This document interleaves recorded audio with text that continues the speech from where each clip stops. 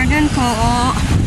Ayan, punta na naman ako sa school. Alam nyo guys, pangalawa ko na tong punta ay sundo sa school. Kasi yung panganay, sinundo ko yun mag-aalas 3. So, pagdating sa bahay, ayan, ako ng bedsheet. Kasi nga, yung bedsheet, kailangan magpalit ako.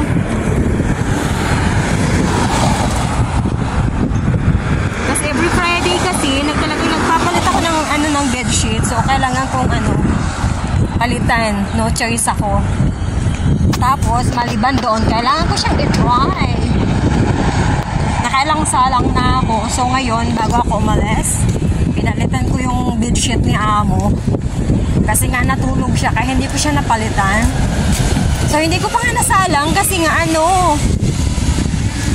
wala nang oras, alas 4 na, kailangan ko pa pumunta sa isang alaga ko sa bunso. So, before 4:30, kailangan kasi nandun na ako.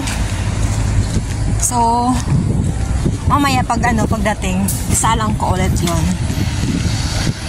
So, ngayon, mag-aantay ako ng bus dito.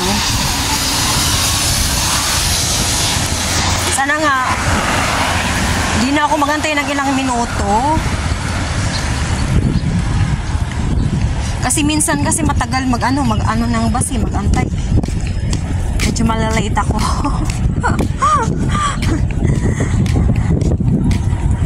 Ay.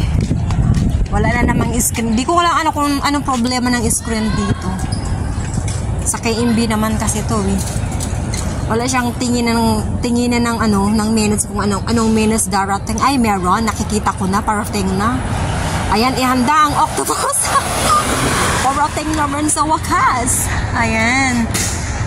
Ayan, 81C Ayan, parating na siya. So, patayin ko lang saglit bago dumating.